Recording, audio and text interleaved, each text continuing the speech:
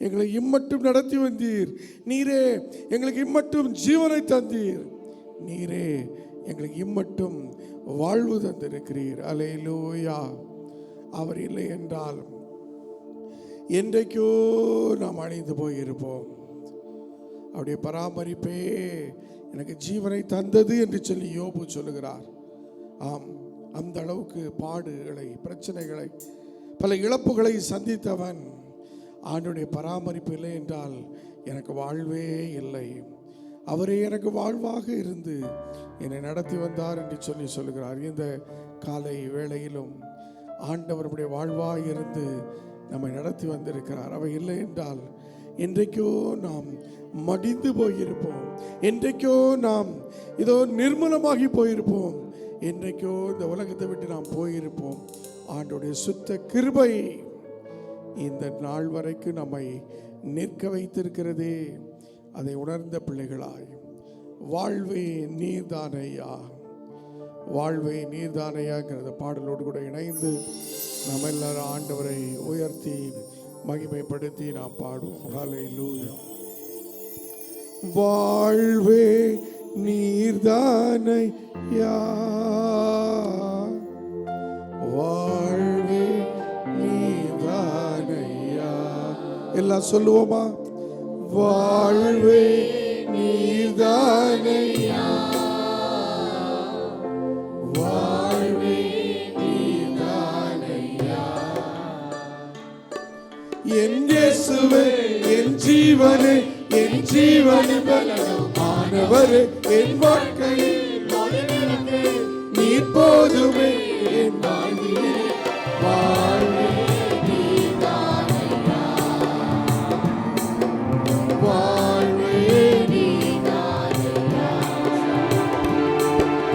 வாழ்வே நீர்தானையா, என் வாழ்வே நீர்தானையா. நீர் மாத்திரம் இல்லை என்றால் மனிதர்கள் உயிரோடு இழந்திருப்பார்கள். நீர் மாத்திரம் இல்லை என்றால் மனிதர்கள் உயிரோடு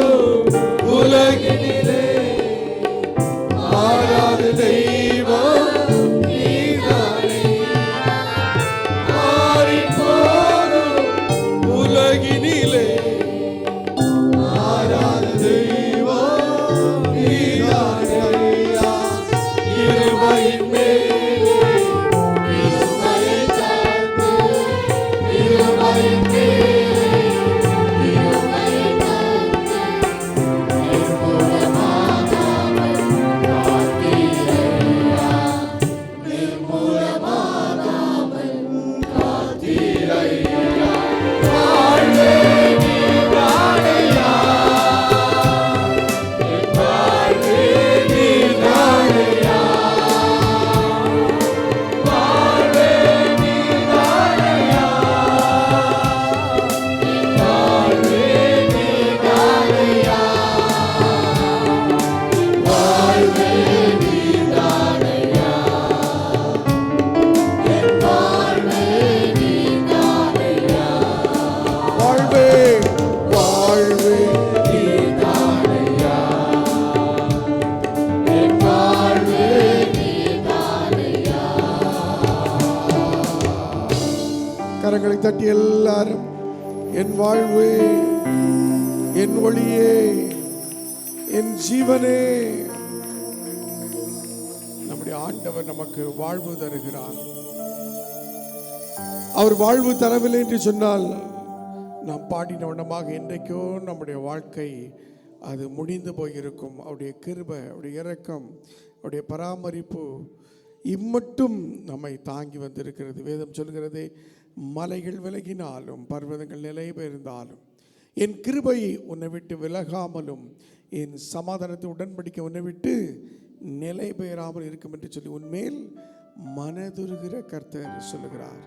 என் மனதுருகிற கர்த்தர் இந்த 5 மாதங்கள் நம்மை அற்புதமாய் நடத்தி வந்திருக்கிறார்.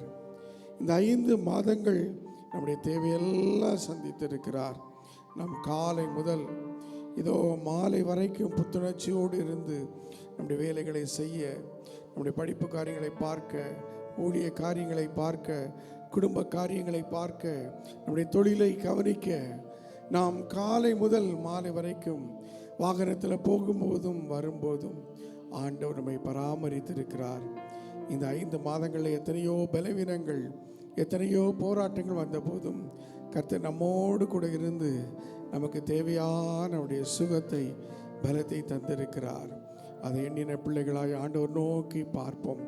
கடந்து வந்த அந்த பாதையெல்லாம் நாம் திரும்பி பார்ப்போம். ஆண்டவரே, நாங்கள் கடந்து வந்த இந்த 151 நாட்கள் நீர் எங்களுக்கு பாராட்டி இருக்கிற எல்லாவற்றையும் நினைத்து நினைத்து நாங்கள் உமக்கு நன்றி சொல்லுகிறோம் என்று சொல்லி ஆண்டவரை நோக்கி பார்ப்போம். ஹல்லேலூயா. அவர் மட்டும் இல்லைன்னா நம்முடைய வாழ்க்கை அது சூன்யமாக, இது பூஜ்ஜியமாக இருந்திருக்கும். ஆம், மரித்து போனவர்கள் எப்படி அதிகமாக நினைவுகூரப்படுவதில்லையோ அப்படியும் நீங்களும் நானும் நினைவுகூரப்படாத ஒரு சூழ்நிலையில் கர்த்தர் நம்மை கொண்டு போயிருப்பாராக. அதை உணர்ந்த பிள்ளைகளாய் ஆண்டவர் நோக்கி பார்த்து நம்ம எல்லாருக்கும் தெரிந்த ஒரு பாடல், கடந்து வந்த பாதையை நினைத்து பார்க்கிறேன். கண்ணீரோடு கர்த்தாவே நன்றி சொல்கிறேன், நான் நன்றி சொல்கிறேன். கடந்து வந்த பாதைகளை திரும்பி பார்க்கிறேன். கண்ணீரோடு கர்த்தாவே நன்றி சொல்கிறேன், நான் நன்றி சொல்கிறேன், நான் நன்றி சொல்கிறேன். எல்லாரும் அப்பா உமக்கு நன்றி, ராஜா உமக்கு நன்றி, இயேசு அப்பா உமக்கு நன்றி, ராஜா உமக்கு நன்றி.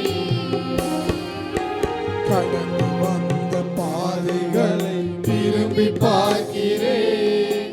கண்ணீரோடு கர்த்தாவே நன்றி சொல்கிறேன், நன்றி சொல்கிறேன், நன்றி சொல்கிறேன், நன்றி சொல்கிறேன், நன்றி சொல்கிறேன். அநாதையாய் அலைந்தேன் திரிந்தேன் ஐயா, அநாதையாய் அலைந்தேன் திரிந்தேன் ஐயா, அழாதே என்று சொல்லி அழைத்தீரையா, அழாதே என்று சொல்லி அழைத்தீரையா. அப்பா உமக்கு நன்றி, ராஜா உமக்கு நன்றி, அப்பா உமக்கு நன்றி, ராஜா உமக்கு நன்றி, அப்பா உமக்கு நன்றி, ராஜா. ஒரு நாளும் குறைவில்லா உணவு தந்தி, ஒரு நாளும் குறைவில்லாமல் உணவு தந்தி, உறைவிடமும் உடையும் தந்து காத்து வந்தி, உறைவிடமும் உடையும் தந்து காத்து வந்தி. அப்பா உமக்கு நன்றி, ராஜா உமக்கு நன்றி, அப்பா உமக்கு நன்றி, ராஜா உமக்கு நன்றி, அப்பா அப்பா உமக்கு நன்றி, ராஜா உமக்கு நன்றி, அப்பா அப்பா உமக்கு நன்றி, ராஜா உமக்கு நன்றி. அன்பின் தெய்வமே, என்னை நடத்தும் தெய்வமே, நன்றியோடு உம்மை பாடுவேன், நான் நன்றியோடு உம்மை பாடுவேன். அன்பின் தெய்வமே, அன்பின் தெய்வமே, என்னை நடத்தும் தெய்வமே, நன்றியோடு உம்மை பாடுவேன், நன்றியோடு உம்மை பாடுவேன். அப்பா அப்பா உமக்கு நன்றி, ராஜா உமக்கு நன்றி, ஆமென். அப்பா உமக்கு நன்றி, ராஜா உமக்கு நன்றி, உமக்கு பிரியமானதை செய்ய எனக்கு கற்றுத் தாரும் தெய்வமே, உமக்கு உமக்கு பிரியமானதை செய்ய எனக்கு கற்றுத் தாரும் தெய்வமே. நீரே நீரே என் தேவா,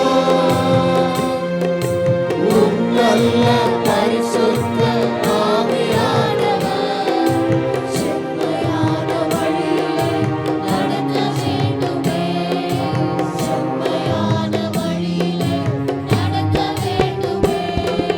மேக ஸ்தம்பமே, அக்கினி ஸ்தம்பமே, தேற்றும் தெய்வமே, துணையாளரே. மேக ஸ்தம்பமே, அக்கினி ஸ்தம்பமே, தேற்றும் தெய்வமே, துணையாளரே. அப்பா உமக்கு நன்றி, ராஜா உமக்கு நன்றி, ஆமென். அப்பா உமக்கு நன்றி, ராஜா உமக்கு நன்றி. இன்னொரு விஷயம் கடைசியாய், அப்பா 5 மாதங்கள் நடத்தினீரே,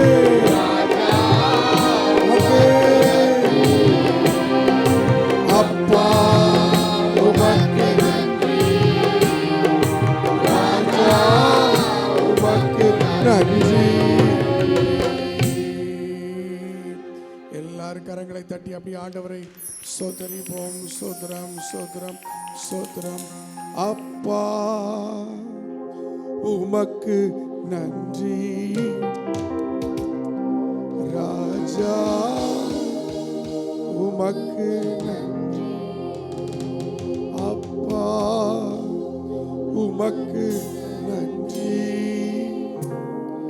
ராஜா, உமக்கு நன்றி. உமக்கு கோடி ஸ்தோத்திரங்கள் ஆண்டவரே. இந்த 5 மாதங்கள் எங்களோடு இருந்தீரே, நன்றி சொல்கிறோம். தொடர்ந்து எங்களை நடத்தும். இயேசு மூலம் ஜெபிக்கிறோம் நல்ல பிதாவே, ஆமேன் ஆமேன். உட்கார்வோம். மகத்துவமான காரியங்களை சாட்சியாக முதலாவதாக பகிர்ந்து கொள்ள வாஞ்சிக்கிறேன். நான் வாசிக்க கேட்ட சங்கீதம் 4வது சங்கீதத்திலே 3வது வசனத்தின் முன்பகுதி இவ்வனமாக சொல்லுகிறது, பக்தி உள்ளவனை, அல்லேலூயா, பக்தி உள்ளவனை கர்த்தர் தமக்காக தெரிந்து கொண்டார் என்று அறியுங்கள். ஒரு பக்தி வைராக்கியம் உள்ள இந்து குடும்பத்திலே பிறந்து வளர்ந்தேன். மதுரை மாவட்டம், இப்பொழுது திண்டுக்கல் மாவட்டத்தில் நிலக்கோட்டை என்ற ஊர். அதில் பக்தி வைராக்கியம் உள்ள ஒரு தாய் தகப்பனார். எனக்கு 2 அண்ணன், 2 தம்பி, 3 தங்கை, மொத்தம் 8 பேர் எங்களுடைய குடும்பம். மிகவும் பக்தி வைராக்கியமாக வளர்க்கப்பட்டோம். ஒரு செல்வாக்கான குடும்பத்தில் பிறந்ததுனாலே மிகுந்த ஒரு செல்வாக்கோடு, பண கஷ்டம் என்றால் என்னவென்றே எனக்கு தெரியாது, அப்படி வளர்க்கப்பட்டேன். எங்கள் ஊருக்கு அருகாமையிலே பழனி, அங்கே இருக்கிற அந்த விக்கிரகத்தை எனக்கு இஷ்ட தெய்வமாக வழிபட்டு வந்தேன். சிறு வயதிலே பரம்பொருள் என்று ஒன்று உண்டு, அதை அடைய வேண்டும் என்ற ஒரு பக்தி வைராக்கியம். இந்து மதத்தை தழுவிய ராமாயணம், மகாபாரதம், ராமகிருஷ்ண பரமஹம்சர், சேக்கிலார் புராணம், வள்ளலார் புராணம் என்ற இந்த இந்து மத நூல்களையெல்லாம் கற்று எப்படியாவது பரம்பொருளை அடைய வேண்டும் என்ற நோக்கத்தோடு பூஜைகள், புனஸ்காரம், விரதம், அன்னதானம், ஆடை தானம், உடல் ஊனமற்றவங்களுக்கு உபகரணம் என்று பல புண்ணிய காரியங்களை செய்து எப்படியாவது பரம்பொருளை அடைய வேண்டும் ஒரு நோக்கத்தோடு நான் வாழ்ந்து கொண்டிருந்தேன். செல்வாக்கான குடும்பத்தில் பிறந்து வளர்ந்ததினாலே ஒரு செல்வாக்கான ஒரு குடும்பத்திலே வாழ்க்கைப்பட்டேன். என்னுடைய கணவர் நாசரேத்துக்கு அருகாமையில் உள்ள தேரிப்பனை என்ற ஊர். அவர்கள் சிறு வயதிலே தங்கள் சகோதரனோடு கூட சென்னை பட்டணத்தில் கும்மிடிப்பூண்டி எண்ணூருக்கு இடையிலே மீஞ்சூர் என்ற ஊர், அந்த ஊரிலே வந்து அவர்கள் தொழில் செய்து கொண்டிருந்தார்கள். 2 இடங்களிலே சைக்கிள் கடை, ஒன்று சைக்கிள் ஸ்பேர் பார்ட்ஸ், இன்னொன்று சைக்கிள் ஷோரூம். இப்படியாக அவர்களுக்கு நான் திருமணம் செய்து கொடுக்கப்பட்டு மிகுந்த ஒரு மகிழ்ச்சியோடு கூட 1977 எனக்கு திருமணம், செப்டம்பர் 9ஆம் தேதி. அந்த மீஞ்சூர் என்ற ஊருக்குள் நான் காலடி வைக்கும்போது, அந்த ரயில் வண்டியில் இறங்கி அந்த ஊருக்குள்ளாக நான் நுழைந்து போகும்போது கழுத்து நிறைய நகைகள், இருதயம் நிறைந்த மகிழ்ச்சியோடு கூட எனக்கு வாழ்வளிக்க போகிற இந்த ஊர் என்று சொல்லி அந்த ஊருக்குள்ளாக நுழைந்து நான் அங்கே ஜீவியம் செய்தேன். எனக்கு ஒரு நல்ல ஒரு பெரிய வீடு, தோட்டம், துறவு, வேலை செய்வதற்கு ஆட்கள், சமையல் செய்வதற்கு ஆட்கள், மொத்தத்திலே ஒரு ராணி போல நான் வாழ்ந்து கொண்டிருந்தேன். என்னுடைய வியாபாரம் நன்றாக சென்று கொண்டிருந்தது. என் கணவருடைய நண்பர்களோடு கூட இணைந்து ஒரு ஃபைனான்ஸ் கம்பெனியை ஆரம்பித்தார்கள், லட்சுமி ஃபைனான்ஸ் கம்பெனி என்று சொல்லி. அதில் அநேகர் வந்து எங்களிடத்தில் டெபாசிட் செய்வார்கள். அங்கே மீஞ்சூர் நாடார் சங்கத்தில் மிக முக்கியமான நபராக என் கணவர் இருந்ததினாலே அதில் இருந்த செல்வந்தர்கள் எல்லாம் எங்களிடத்தில் வந்து டெபாசிட் செய்வார்கள். நாங்கள் அவர்களுக்கு 2 பைசா, 2 ரூபாய் அங்கே வட்டி கொடுப்போம். அந்த பணத்தை 5 ரூபாய் வட்டிக்கு 2 நண்பர்களோடு கூட இணைந்து அந்த தொழிலை செய்து வந்தார்கள். காலப்போக்கிலே நண்பர்களால் நாங்கள் ஏமாற்றப்பட்டோம். எல்லாவற்றையும் ஒரு இழக்கக்கூடிய சூழ்நிலை. கணக்கு பார்த்து எங்கள் கையிலே கொடுக்கப்பட்ட பாண்டுகள், யார் யாரிடத்திலே நாங்கள் பணம் வாங்க வேண்டுமோ அவர்கள் அடுத்த வேளை சாப்பாட்டுக்கு இல்லாதவர்களாக இருப்பார்கள். எங்களை நம்பி டெபாசிட் செய்த நாடார் சங்க சமுதாயத்திற்கு நாங்கள் திரும்ப கொடுக்க வேண்டிய ஒரு சூழ்நிலை. என்ன செய்வது என்று எங்களுக்கு தெரியவில்லை. இந்து மார்க்கத்திலே மிகவும் பக்தி வைராக்கியமாக இருந்ததனால் இதிலிருந்து எனக்கு ஒரு விடுதலை கிடைக்காதா என்று ஜாதகங்களை தூக்கி கொண்டு போய் அங்கே ஜாதகம் பார்க்கிறேன். திருப்பதிக்கு நடந்தே கழுத்தில் இருக்கிற தாலி கொடியை கலட்டி உண்டியலில் போடுன்றாங்க. போட்டேன். வெளியில் காகத்தை செஞ்சு கை நிறைய காசு எடுத்துகிட்டு போய் அங்கே காலாஸ்திரியில் போய் போட்டு வழிபட்டு கொண்டு வா. விரதங்கள், பூஜைகள், அநேக காரியங்கள், பரிகாரங்கள் செய்தாலும் என்னுடைய பிரச்சனையிலிருந்து விடுதலை கிடைக்கல. பகவத்கீதையிலே குரு என்று ஒருவரை வைத்துக்கொண்டு நாம் வணங்கினால் திருவடியை அறையலாம் என்ற நம்பிக்கையோடு கூட மேல்மருவத்தூர் என்ற இயக்கத்திலே என்னை இணைத்து அங்கே அடிகளார் அவர்களை என்னுடைய குருவானவர்களாக ஏற்றுக்கொண்டு நான் வசித்த அந்த மீஞ்சூர் பகுதியிலே 3 சென்ட் இடத்திலே ஒரு மேல்மருவத்தூர் மன்றத்தை கட்டினோம். மீஞ்சூர் மன்ற தலைவியாக, செங்கல்பட்டு மாவட்ட தலைவியாக அந்த பங்கார அடிகளாருடைய அந்த இயக்கத்தில் நான் இணைந்து பல புண்ணிய காரியங்களை செய்து கொண்டிருந்தேன். யாருக்காவது பிளட்டு வேணும்னா நாங்கள் ஒரு டீம் இருப்போம், உடனே கொண்டு போய் யாருக்கு தேவையோ அதை கொடுப்போம். திருமணமாகாதவர்கள் இருந்தால் அவர்களுக்கு வாகனங்களை ஒழுங்குபடுத்தி மேல்மருவத்தூருக்கு அழைத்து சென்று தாலி மற்றும் அந்த எல்லா பொருட்களையும் வாங்கி கொடுத்து அடிகளார் திருமணம் செய்து வைப்பார்கள். அழைத்து செல்கிறவர்களுக்கு உணவுகளை வழங்கி இப்படியாக நான் செய்த காரியங்கள் ஒன்றல்ல ரெண்டல்ல. ஆனாலும் என்னுடைய வாழ்க்கையிலே இப்படிப்பட்ட ஒரு சூழ்நிலை.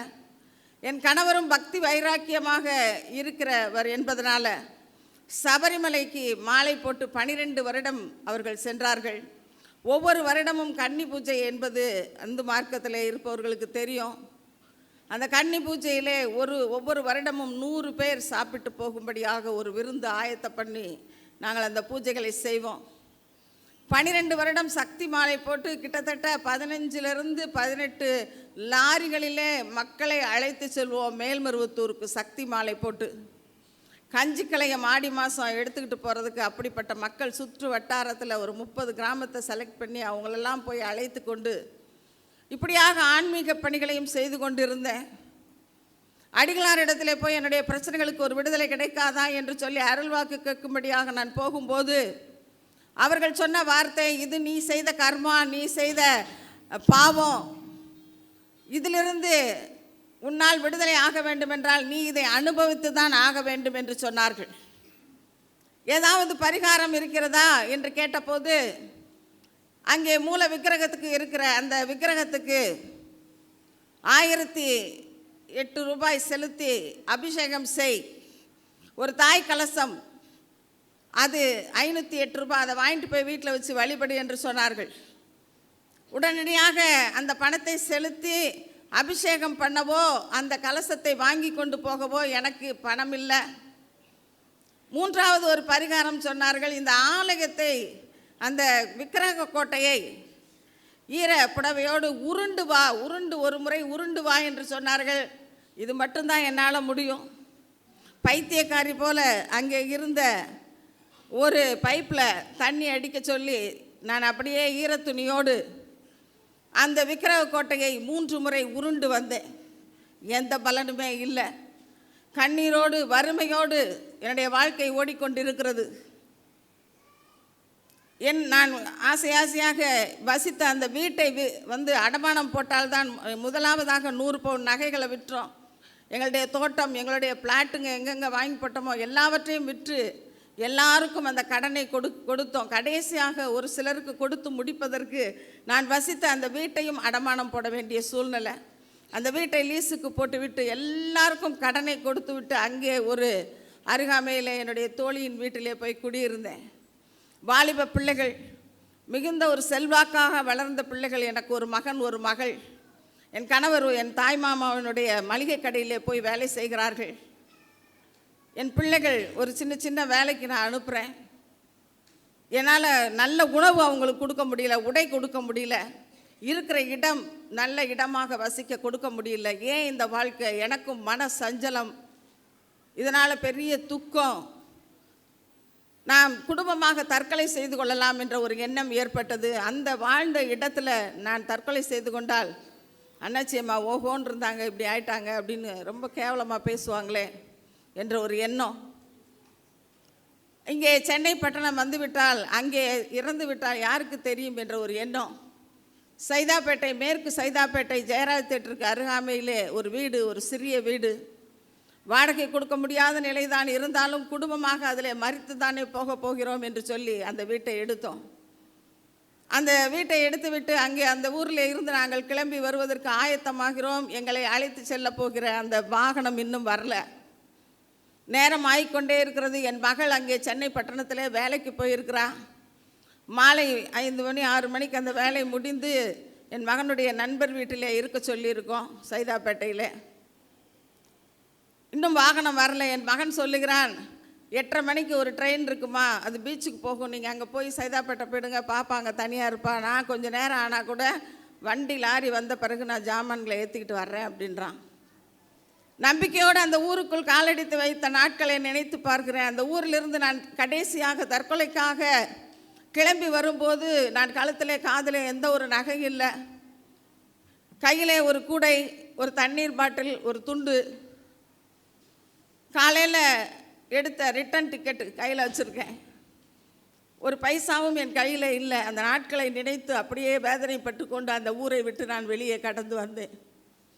இந்த சைதாப்பேட்டைக்கு வந்து அந்த வீட்டில் இன்றைக்கு சாகலாமா நாளைக்கு சாகலாமா இப்படி ஒரு போராட்டமாக என் வாழ்க்கை இருந்தது. அந்த வீட்டின் ஹவுஸ் ஓனர் என் கணவரோடு கூட பேசும்படியான ஒரு சூழ்நிலை. அவர் பேசும்போது என் கணவர் ஒரு சில காரியங்களை சொன்னபோது, அவர்கள் அந்த தேட்டருக்கு பக்கத்தில் நான் ஒரு வண்டி வாடகைக்கு எடுத்துறேன், நீங்கள் வந்து ஒரு மளிகை கடையில் கொஞ்சம் ஜாமானும் வாங்கி தரேன், ஜாமான்களை வாங்கி நீங்கள் இட்லி தோசை அந்த மாதிரி போட்டு விற்றா ஒரு 50 ரூபா ஒரு நாளைக்கு கிடைக்கும்னாங்க. சரி முயற்சி செய்து பார்ப்போமே என்று சொல்லி அந்த இடத்துல ஒரு மளிகை கடையில் போய் 150 ரூபாய்க்கு ஜாமான் வாங்கினோம்.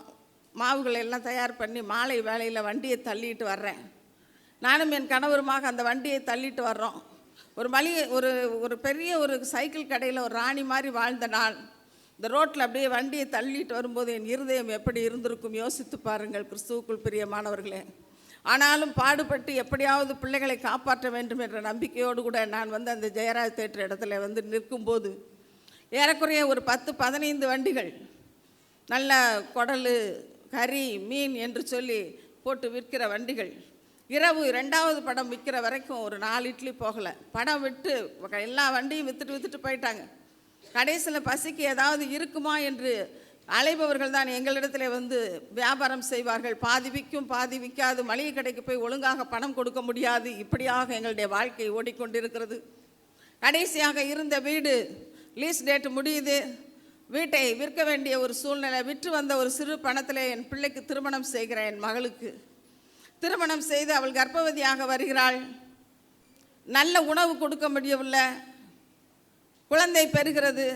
ஒரு பெண் குழந்தையை ஈன்றெடுத்தாள். 2003வது வருடம் செப்டம்பர் 1ஆம் தேதி அந்த குழந்தையை என் கையிலே கொண்டு வந்து கொடுக்கிறார்கள். அந்த குழந்தையை வாங்கும்போது எத்தனை குழந்தைகளை போய் பார்க்கும்போது ஒரு மோதிரம் போடுவேன், குழந்தைக்கு தேவையான ஜான்சன் அந்த பேபி பவுட்ரு, ட்ரெஸ்ஸு அப்படின்னு சொல்லி அப்படியெல்லாம் கொண்டு போய் கொடுத்து பார்த்துட்டு வந்த நான் என்னுடைய பேத்திக்கு நான் எதையாவது ஒன்று கொடுத்து ஆசீர்வதிக்க என் கையிலே ஒன்றுமே இல்லை. என் பேத்தியை கையிலே வாங்கி நான் அப்படியே இந்த உலகத்திலே கடவுள் என்று ஒருவர் இருந்தால் இந்த பிள்ளையை ஆசீர்வதிங்க என்று சொல்லி தான் நான் வேண்டினேன். 2004 ஜனவரி 17ஆம் தேதி பொங்கல் பண்டிகை அது முடிந்து நாங்கள் அந்த ஜெயராஜ் தேட்டர் அருகாமையில் அந்த வண்டி கடையை வைத்து அதில் இட்லி தோசை எல்லாம் ரெடி பண்ணிகிட்ருக்கோம். அடிக்கடி அந்த பக்கம் ஒரு சவ ஊர்வலம் வரும். அந்த ஊர்வலத்தில் வந்தவர்கள் ஒரு 10 பேர் நல்லா ஆடி பாடி கொண்டாட்டமாக வர்றாங்க. வந்து ஒரு 10 பேர் 10 வடை கொடுங்கன்னு கேட்குறாங்க. 10 வடை கொடுக்குறேன், சாப்பிட்றாங்க. மறுபடியும் ஒரு 5 வடை, மறுபடியும் ஒரு 10 வடை, 25 வடை. ஒரு வடை 1 ரூபா, 25 ரூபாய்க்கு சாப்பிட்டுட்டு காசு கொடுக்காமல் போகிறாங்க. காசு கொடுங்கன்றேன். ஊரை விட்டு ஊரை வந்து பழைக்க வந்துட்டு காசு கேட்குறியா? ஏங்க நானே கடன் வாங்கி வியாபாரம் பண்ணுறேன், நான் போய் கடனுக்கு கொடுக்கணும், கொடுங்க. வார்த்தை தகராறு முற்றுகிறது. ஒரு பெண் என்று கூட பார்க்காமல் தகாத வார்த்தையினாலே என்னை பேசுகிறார்கள். பணத்தை வச்சுட்டு போங்க அப்படின்னு சொல்லி நான் கண்டிஷனாக பேச வாக்குவாதம் முற்றி முடிவிலே அந்த வண்டியிலே இருந்த மாவு, இட்லி, தோசை எல்லாவற்றையும், வடை எல்லாவற்றையும் ரோட்டில் தூக்கி தூக்கி தூக்கி வீசி எறிகிறாங்க. என்ன செய்யன்னே தெரில. அப்படியே திகைச்சு போய் நிற்கிறேன். எத்தனையோ கடைகள் அங்கே முன்னாடி எல்லாரும் வேடிக்கை பார்க்குறாங்க. யாரும் எங்களுக்கு உதவ வரல. அந்த மனிதர்கள் அவ்வளவற்றையும் தூக்கி எரிஞ்சிட்டு கடைசியாக நாளைக்கு இந்த இடத்துல கடை போட்டால் இந்த வண்டியை உடச்சி போட்டுருவோம் அப்படின்னு சொல்லி எச்சரித்து விட்டு கடந்து போனாங்க. பக்கத்து கடை தாத்தா ஓடி வந்து, எம்மா நாளைக்கு கடை போகட்டும்னா கவுன்சிலரை போய் பாரு அங்கே கவுன்சிலருக்கு 2000 கொடுத்தீங்கன்னா தான் நாளைக்கு கடை போட முடியும், இல்லைன்னா வண்டியை உடச்சிருவாங்கன்றாங்க. ஒரு நாளைக்கு 50 ரூபா கிடைக்கவே நான் சிரமப்பட்டுக்கிட்டு இருக்கேன். நான் 2000க்கு எங்கே போவேன்? என் கணவர் ஒரு பைத்தியக்காரனை போல் அந்த இடத்துல விழுந்து சிதறி கிடக்கிற அந்த பாத்திரங்களை எல்லாம் எடுத்து வச்சு கட்டுவதற்காக எடுத்து வச்சுக்கிட்டு இருக்காங்க. அதை பார்க்கும்போது என் இருதயமே அப்படின்னு நொறுங்கி போயிடுச்சு. பழனி முருகா, உனக்கு தங்க ரதம் இழுத்தேனே, உனக்கு ராஜ அலங்காரம் செய்து பார்த்தேனே, உனக்கு கண் இல்லையா? மேல்மருவத்தூர் ஆதிபராசக்தி, உனக்கு ஒரு மன்றத்தை கட்டினேன், உனக்கு ஒரு சக்தி பீடத்தை கட்டினேன். அடிகளாருக்கு பாத பூஜைகள், தங்க பூக்களை செய்து பாத பூஜைகள் செய்தேன். பல புண்ணிய காரியங்களை செய்தேனே, உங்களுக்கு கண் இல்லையா என்று சொல்லி நான் கதறுகிறேன். நான் கும்பிட்ட விக்கிரகங்கள் ஒன்றும் எனக்கு பதில் கொடுக்கவில்லை. என் இருதயத்துக்குள் என்னை அறியாமல் இந்த உலகத்திலே கடவுள் என்று ஒருவர் இல்லையா? கடவுள் என்று ஒருவர் இருந்தால் எனக்கு உதவி செய்யக்கூடாதா என்று கேட்டபோதுதான் சங்கீதம் 102 இவ்வண்ணமாக சொல்லுகிறது, அவர் திக்கற்றவர்களுடைய ஜெபத்தை அலட்சியம் செய்யாத தேவன். அல்லேலூயா. திக்கற்ற நிலைமையிலே இருக்கிற என்னுடைய கூப்பிடுதலை அவர் கேட்டு நான் அந்த இடத்திலே தான் இருக்கிறேன். யாரை எப்படி பிடிக்க வேண்டும் என்பது அவருக்கு மட்டும்தான் தெரியும். ஏனென்றால் இயேசுனா எனக்கு பிடிக்காது. இயேசுவை பற்றி யாராவது சொன்னாலும் பிடிக்காது. செல்வ சீமாட்டியாக வாழ்ந்த நாளில் ஒரு நாள் மதியம் நல்லா சாப்பிட்டு ஒரு 2:30 மணிக்கு தூங்கிக்கிட்டு இருக்கேன். என்னுடைய நாய் குலைக்குதுன்னு அங்கே வாசலில் யாரோ வந்து நிற்கிறாங்க. இந்த நேரத்தில் யார் வந்திருக்கா அப்படின்னு சொல்லிட்டு போய் பார்க்குறேன். ஒரு அம்மா வெள்ளைப்படவை கட்டிட்டு நிற்கிறாங்க. கோபமாக என்னம்மான்னு கேட்குறேன். உங்கள்கிட்ட இயேசுவை பற்றி சொல்லலாமா? சொல்லுங்க, அதுக்கப்புறம் நான் சொல்கிறத நீங்கள் கேட்டு போகணும் அப்படின்னு. அந்த அம்மா இயேசுவை பற்றி எதோ சொல்கிறாங்க. சொல்லி முடித்தோடனே நான் சொல்கிறேன், தெய்வத்துக்கெல்லாம் தெய்வம் ஆதிபராசக்தி, அதோட அவதாரம் அடிகளார், அப்படி இப்படின்னு என்னோட இதெல்லாம் அந்த அம்மாட்ட சொல்கிறேன். சொல்லிவிட்டு அப்புறம் அந்த அம்மா போயிட்டாங்க. அவங்க கொடுத்த ட்ராக்ஸை தூக்கி அப்படி போட்டுட்டு நான் பாட்டுக்கும் அப்படி பொல்லாதவள். இயேசுவை பற்றி சொன்னால் பிடிக்காது, இயேசுவை பிடிக்காது. அவர் என்ன செய்வார்? அவரே வந்து அடி வாங்கிட்டு சிலுவையில் தொங்கி செத்தவராச்சு, அப்படி தான் எனக்கு தெரியும். இப்படி இந்த இயேசுவை பற்றி நம்பிக்கை இல்லாத, இயேசுவை பற்றி சொன்னால் கூட கேட்காத அந்த செவிட்டு காதுடைய என்னை எப்படி பிடிக்கணும்னு அவருக்கு தான் தெரியும். வேதம் சொல்லுகிறது, நீங்கள் என்னை தெரிந்து கொள்ளவில்லை, நான் உங்களை தெரிந்து கொண்டேன். நான் இருக்கிற இடத்துல இருக்கிறேன். ஒரு பாடல் சத்தம், கீபோர்டோடு சேர்ந்த ஒரு இசை ஒரு 5 நிமிடம் என் காதிலே விழுகிறது. அது என் காது வழியாக நுழைந்து என் இருதயத்தை யாரோ சமாதானப்படுத்துவது போல இருந்தது. அந்த வழியாக வந்த ஒரு பெண்மணிடத்தில் இந்த சத்தம் எங்கிருந்து வருகிறது என்று கேட்கிறேன். இப்படி போய் அப்படி திரும்பினீங்கன்னா ஒரு சர்ச் இருக்கும், போகணும் போல் இருக்குது. என் கணவரிடத்தில் கேட்குறேன், இதெல்லாம் எடுத்து கட்ட எப்படியும் கொஞ்சம் நேரம் ஆகும், சீக்கிரம் போயிட்டு வான்னாங்க. அப்படியே நேராக போய் அப்படி திரும்புகிறேன். ஒரு பெரிய ஆலயம், ECI 1000 நல்மேய்ப்பர் ஆலயம் சைதாப்பேட்டை என்று போட்டிருக்கிறது. அந்த ஆலயத்தை பார்க்கிறேன். இந்த இயேசு எனக்கு பிடிக்காதே, நான் ஏன் போகிறேன் அப்படின்ற எண்ணங்கள் போய்கொண்டே இருக்கிறது. வாசலிலே போய் கால் வைக்கிறேன். கர்த்தரால் ஆசீர்வதிக்கப்பட்டவரே உள்ளே வாரும். இந்த வார்த்தையை பார்த்த உடனே எனக்கு அப்படியே கண்ணீர். என்னுடைய அண்ணி மிகுந்த நல்லா பேசுவாங்க, சிரித்து சிரித்து நாங்கள் பேசுவோம். அங்கே நான் சைதாப்பேட்டையில் இருக்கிறேன், ஒன்றுமே இல்லாமல். என்னுடைய அண்ணி அங்கே KK நகரில் இருக்கிறாங்க, இந்திரா தேட்டர் பக்கத்தில், பெரிய செல்வ சீமாட்டியாக. சும்மா நல்லா பேசிகிட்டு இருக்கலாமேன்னு சொல்லி அவங்க வீட்டுக்கு போகலாம் அப்படின்னு போனால், எதுக்கு வர்றா, ஏதாவது அண்ணன்கிட்ட காசு கேட்பாளோ அப்படின்ற மாதிரி ஒரு பார்வையோடு என்னை வா என்று கூப்பிட தயங்குகிற உற்றார் உறவினரின் மத்தியிலே என்னை கூட கர்த்தரால் ஆசீர்வதிக்கப்பட்டவரே உள்ளே வாரும் என்ற வார்த்தையை பார்த்த உடனே என் கண்களில் தண்ணீர். நான் உள்ளே போனேன். ஒரு சிலுவை எப்படி கும்பிடுவது என்று எனக்கு தெரியல. ஆனால் உலகத்திலே எத்தனையோ தெய்வங்களை வழிபட்டேன், அவைகள் என்னை கைவிட்டு விட்டன. கடைசியாக உம்மிடத்தில் வந்திருக்கிறேன் ஆண்டவரே, நீங்களும் என்னை கைவிட்டா எனக்கு யாருமே இல்லை அப்படின்னு சொல்லி நான் கண்ணீரோடு கூட அழுது கொண்டு இருந்தேன். அப்பொழுது அந்த வழியாக வந்த போதகர் ஐயா அவர்கள், ஏமா ஆள்றீங்க, உங்களுக்கு என்ன பிரச்சனை? ஐயா, ஒரு காலத்தில் நல்லா இருந்தோம், இப்போ பக்கத்தில் ஒரு கடை வச்சுருக்குறோம், வண்டி கடை. ஒரு நாளைக்கு 50 ரூபா கிடச்சா போதும், ஆனால் அதுக்கே நாங்கள் பாடுபடுறோம், எனக்கு 2 பிள்ளைங்க அப்படின்னு இது இப்படி தான் சொல்கிறேன் ஒழிய நடந்த சண்டைகளை கூட சொல்லலை. அந்த ஐயா, உங்களுக்காக நான் ஜெபிக்கிறேன் என்று சொல்லி என் தலையிலே கையை வைத்து ஜெபித்தார்கள். அநேக வார்த்தைகளை சொல்லி அவர்கள் ஜெபித்தாலும் ஒரு வார்த்தை எனக்கு மிகுந்த ஒரு நம்பிக்கையை கொடுத்தது. உங்கள் வாழ்க்கையில் இழந்த எல்லாவற்றையும் திரும்ப கொடுக்கும்படியாக இயேசு கிறிஸ்து இந்த உலகத்திற்கு வந்தார். உங்கள் வாழ்க்கையில் நீங்கள் இழந்த எல்லாவற்றையும் ஒவ்வொன்றாக திரும்ப பெற்றுக்கொள்வீர்கள் என்று சொன்னபோது, இந்து மார்க்கத்திலே ஒரு பூசாரி சொன்னால் அதை தெய்வ வாக்காக ஏற்றுக்கொள்வோம். இவரை பொறுத்த மட்டும் எனக்கு ஒரு கிறிஸ்தவ பூசாரி மாதிரி தர்றாரு.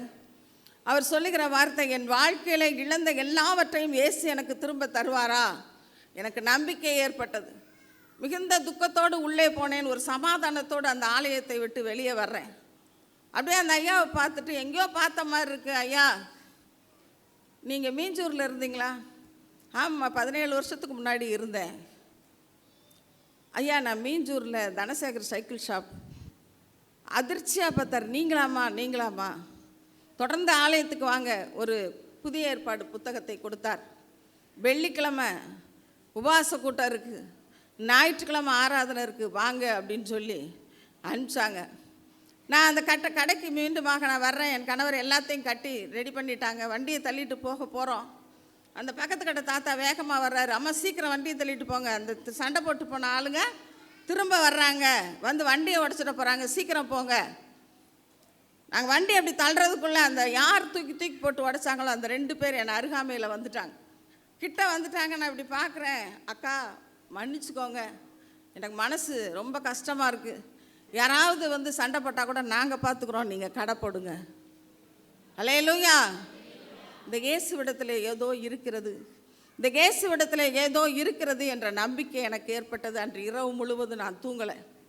அதிகாலை 4 மணிக்கு எந்திரிச்சு என் கணவரிடத்தில், நம்ம இந்த ஆலயத்துக்கு போகலாமா? சரி போகலாம் அப்படின்றாங்க.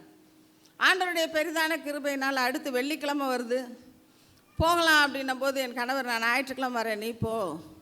நான் புறப்பட்டு போகிறேன். நான் போகிற நேரம் தேவ செய்தி கொடுத்து கொண்டிருக்கிற நேரம். நான் உள்ளே நுழைகிறேன். அங்கே போதகர் ஐயா வாயிலிருந்து 3 முறை இந்த வார்த்தை ஒலிக்கிறது, இஸ்ரவேலின் தேவனாகிய கர்த்தரின் சட்டைகளின் கீழ் அடைக்கலமாய் வந்த உனக்கு அவராலே நிறைவான பலன் உண்டு என்று சொல்லி. அல்லேலூயா. நான் அப்படியே யோசித்து பார்க்கிறேன். நான் கூட இஸ்ரவேலின் தேவனாகிய கர்த்தர் ஆகிய இந்த ஆண்டவரின் சட்டையின் கீழ் அடைக்கலமாகத்தானே வந்திருக்கிறேன். அவரால் எனக்கு நிறைவான பலன் உண்டு என்ற நம்பிக்கை எனக்கு ஏற்பட்டது. நான் வந்து விட்டேன். மறுபடியும் ஞாயிற்றுக்கிழமை நாங்கள் கர்த்தருடைய பெரிதான கிருபையினால் நானும் என் கணவருமாக நாங்கள் போகிறோம். 8:30 மணிக்கு ஆராதனை. நாங்கள் வந்து ஒரு 8:15 மணிக்கெல்லாம் போயிட்டோம். யாருமே அங்கே இல்லை. 2 பேர் நின்றுக்கிட்டு இருந்தாங்க.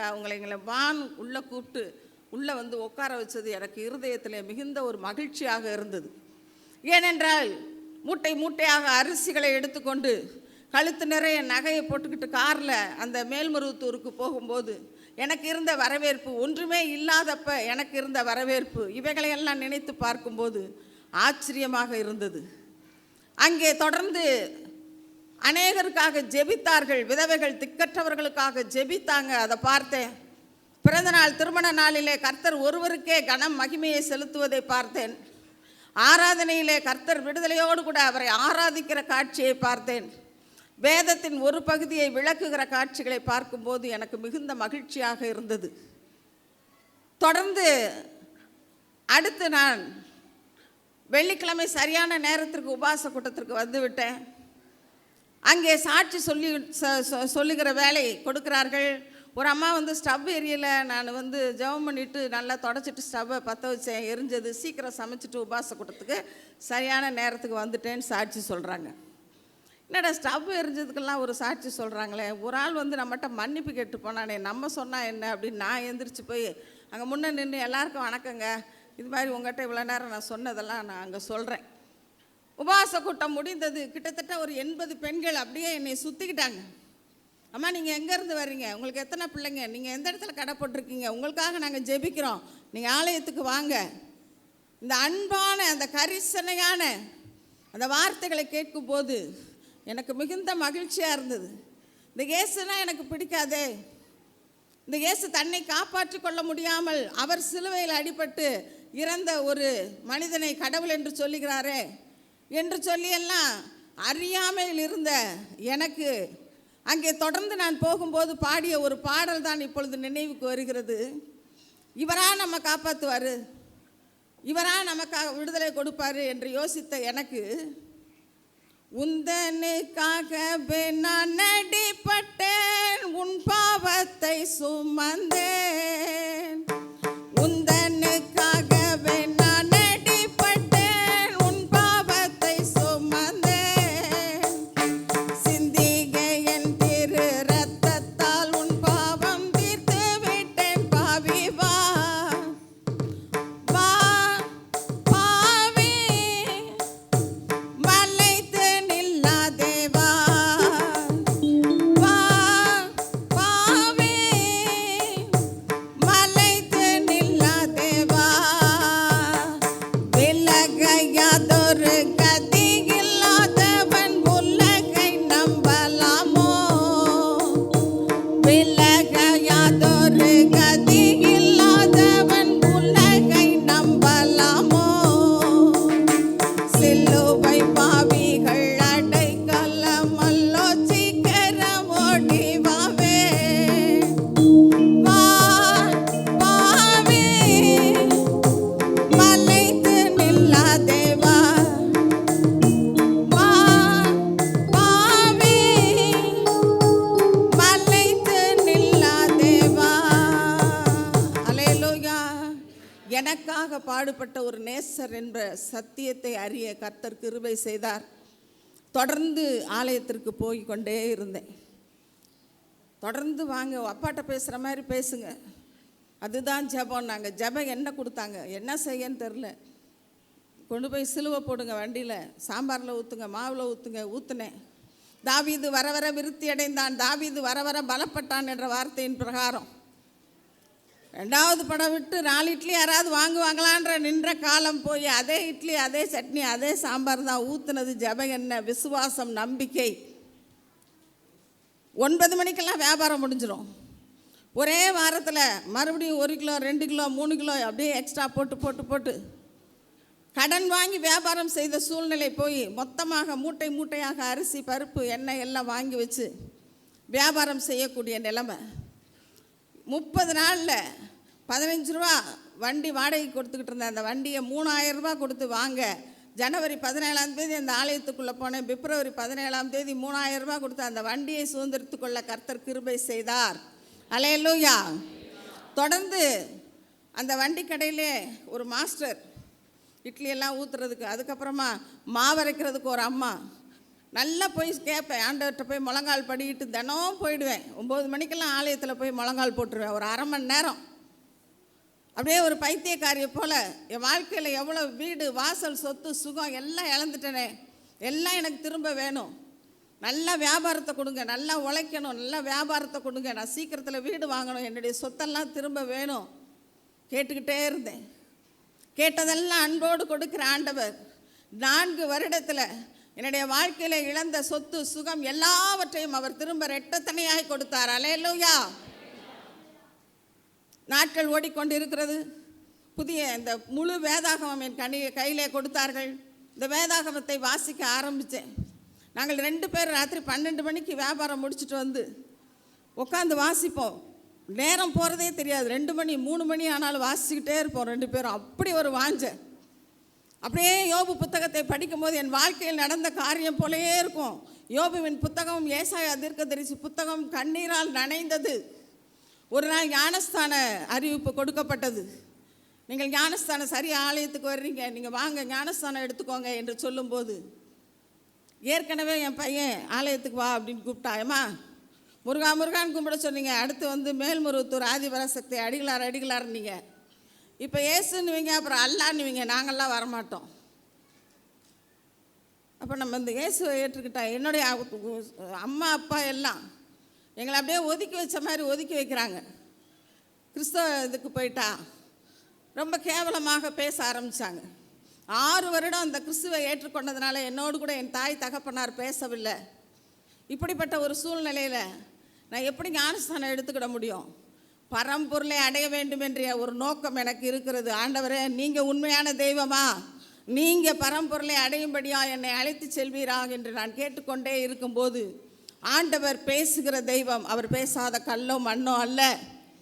எப்பொழுது என்னிடையே பேசினாலும் இந்த வார்த்தையினால் தான் அவர் பேசுவார். ஒரு நாள் ஏசாயா தீர்க்கதரிசி புத்தகத்தை படித்து கொண்டிருக்கிறேன். ஏசாயா 54 5வது அதிகாரம் இவ்வண்ணமாக சொல்லுகிறது.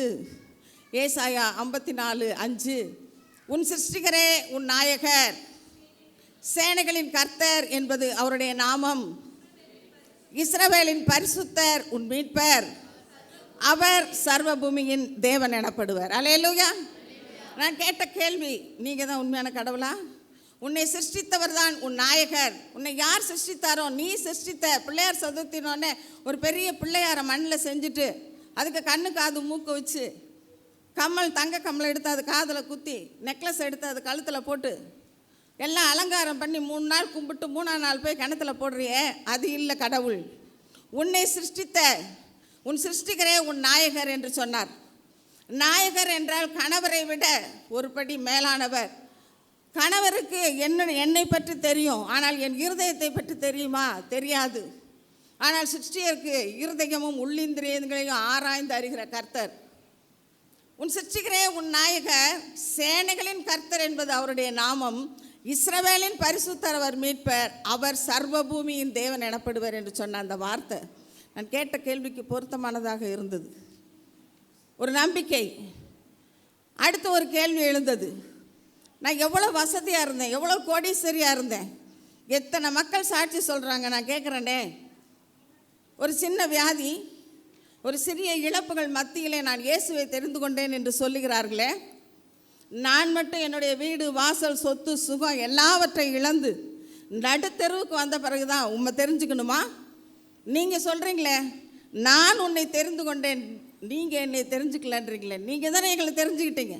அப்போ ஏன் என்னை முதவே தெரிஞ்சிருக்கக்கூடாது? சின்ன சின்ன இழப்புகள் மத்தியிலே ஏன் என்னை தெரிந்து கொள்ளக்கூடாது என்று நான் கேட்டேன்.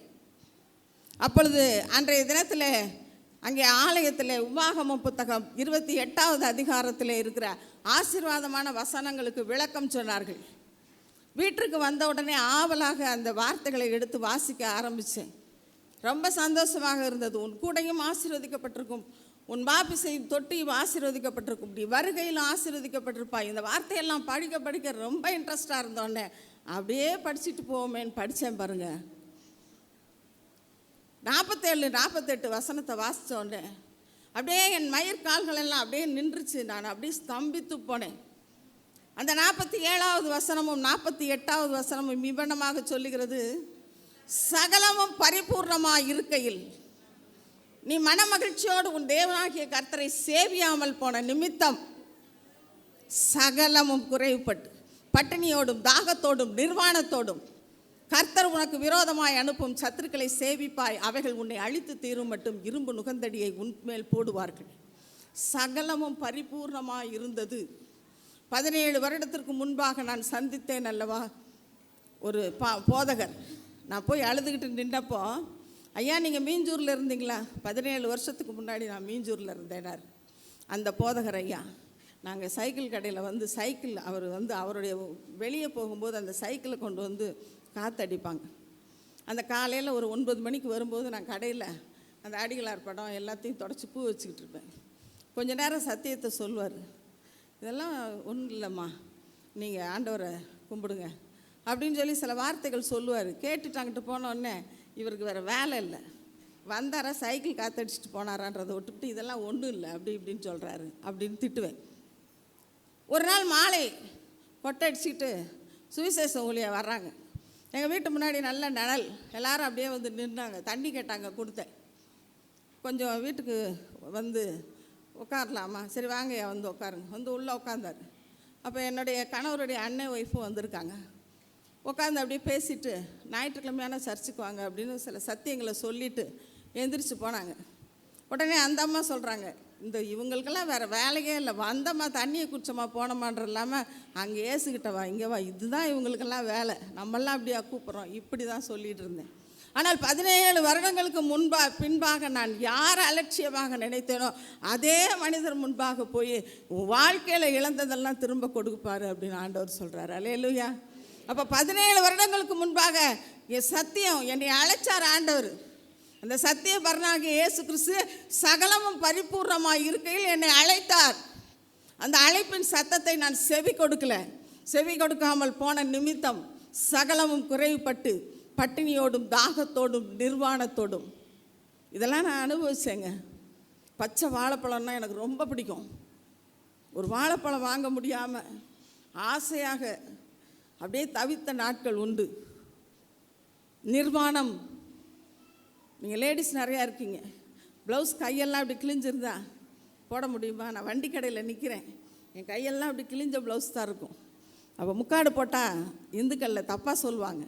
அதனால் நான் வண்டி கடையில் இப்படி இட்லி எடுக்கணும், அப்போ கை இப்படி தூக்கி தான் ஆகணும். முந்தானியை பெருசாக விட்டு இப்படி சுற்றிக்கிடுவேன். இப்படி சுற்றிக்கிட்டு இப்படி நின்று நிர்வாணமாய் சகலமும் பரிபூர்ணமாய் இருக்கையில் உன் தேவனாகிய கர்த்தரை நீ சேவியாமல் போன நிமித்தம் சகலமும் குறைவுபட்டு பட்டினியோடும் தாகத்தோடும் நிர்வாணத்தோடும் கர்த்தர் உனக்கு விரோதமாய் அனுப்பும் சத்துருக்களை சேவிப்பாய். அவைகள் அழித்து தீரும் மட்டும் இரும்பு நுகந்தடியை உன்மேல் போடுவார்கள். அந்த வார்த்தையின்படி என்னுடைய வாழ்க்கையில் நடந்த காரியங்க. பயம் பயம். ஆண்டவரே நீர் எவ்வளவு பெரியவரப்பா. அந்த பயமும் நடுக்கமும் வந்தது. ஆனாலும் விடலை. மூணாவது ஒரு கேள்வி. அந்த கேள்வியை கேட்டேன். ஆண்டவரே, சைக்கிள் கடை வச்சுக்கிட்டு ராணி மாதிரி உட்காந்துருந்தேனேப்பா. இந்த டிஃபன் கடை காலையில் எழுந்திரிச்சு மாவு அரைக்கணும், இட்லி ஊற்றணும், தோசை சுடணும். மாலை நேரம் கடையாக இருந்தது. அப்புறம் காலை நேரமும் போட்டோம், இட்லி தோசை பொங்கல் பூரி என்று. பேச்சுலருக்கு சாப்பாடு செஞ்சு கொடுக்க ஆரம்பித்தோம். வியாபாரம் நல்லா போய்கிட்டே இருக்கு. ஆனால் இந்த பாடுகள் பட முடியலையே. ஏன் ஆண்டவரே? உபத்திரவத்தின் குகையிலே உன்னை தெரிந்து கொண்டேன், புடமிட்டேன். உன்னை வெள்ளியைப் போல உபத்திரவத்தின் குகையில் உன்னை தெரிஞ்சுக்கிட்டேன் அப்படின்னார். இப்படியாக இந்த வார்த்தைகளை சொல்லி என்னை பலப்படுத்தினார் ஆண்டவர். அவர்தான் மெய்யான தெய்வம் என்று அறிந்து கொண்டேன். பாவத்திற்கு செத்தேன், நீதிக்கு பிழைத்தேன், பரலோக ராஜ்யத்தின் சுதந்திரவாளியாகும்படியாக ஞானஸ்தானத்தை பெற்றேன். அல்லேலூயா. தொடர்ந்து என் வாழ்க்கையில் ஆண்டவர் நான் இழந்த வீடு, வாசல், சொத்து, சுகம் எல்லாவற்றையும் கொடுத்தார். எல்லாவற்றையும் திரும்ப 2 மடங்காக கொடுத்தார். இன்றைக்கு அருமையான என்னுடைய மகன் சினிமா துறையிலே ஒரு ப்ரொடக்ஷன் மேனேஜராக இருக்கிறான். போரூர் பகுதியில் சொந்த வீடு. என்னுடைய மருமகள் ஒரு எம்என்சியில் மேனேஜராக இருக்கிறான். எனக்கு 2 பேரன்கள். ஒருத்தன் +2 படிச்சுட்டு இருக்கான், ஒருத்தன் 10th. என்னுடைய மகள் இங்கே பாரதியார் தெரு, இங்கே கன்னியம்மன் கோயில் பக்கத்தில் பாரதியார் தெருவில் சொந்த வீடு. அவர் எம்என்சியில் மேனேஜராக இருக்கிறா, அசிஸ்டன்ட் மேனேஜராக. என்னுடைய மருமகன் பிஸ்னஸ் பண்ணுறாங்க. ஒரே ஒரு பேத்தி. அவளை பிறக்கும்போது உலகத்தில் கடவுள்னு ஒருத்தர் இருந்தால் அவர் ஆசீர்வதிக்கக்கூடாதா என்று சொன்னேனே. டிகிரி முடிச்சுட்டு ஒரு அரசாங்க வேலைக்காக ஐஏஎஸ்ஐ முடிக்க வேண்டும் என்ற நோக்கத்தோடு படித்து கொண்டு இருக்கிறார். அவளுக்காகவும் ஜெபித்து கொள்ளுங்கள். இப்படியாக கர்த்தர் என் வாழ்க்கையில் செய்த மகத்துவமான காரியங்களை சொல்லி முடியாது. தொடர்ந்து தேவ செய்தியோடு கூட இன்னும் சில அற்புதங்களை உங்களுக்கு சொல்ல இருக்கிறேன். எடுத்தவர்கள் வாசியுங்கள். எபேசியருக்கு எழுதின நிருபம் 3வது அதிகாரம் 20-21.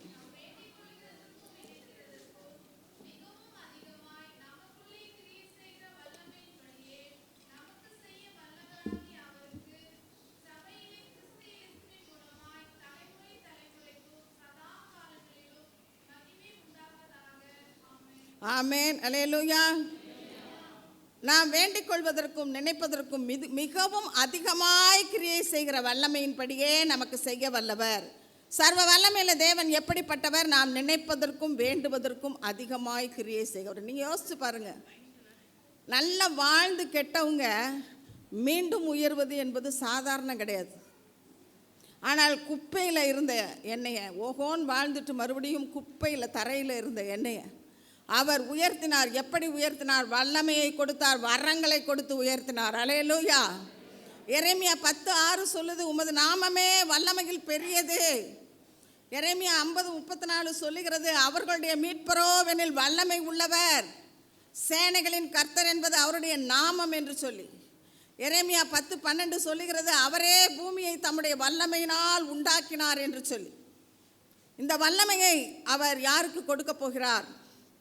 அந்த வல்லமை எப்படிப்பட்ட வல்லமை என்று நாம் ஆராய்ந்து பார்த்தால், முதலாவதாக ரட்சிக்கப்படுகிறவருக்கு வல்லமையை அவர் கொடுக்கிறார். மத்தேயு 24:13 படி முடிவு பரியந்தம் ரட்சிக்கப்படுகிறவன், ரட்சிக்கப்பட்ட உங்களுக்கும் எனக்கும் அவர் அந்த வல்லமையை கொடுப்பார். ஏனென்றால் நம் மீட்பரோ வல்லமை உள்ளவர்.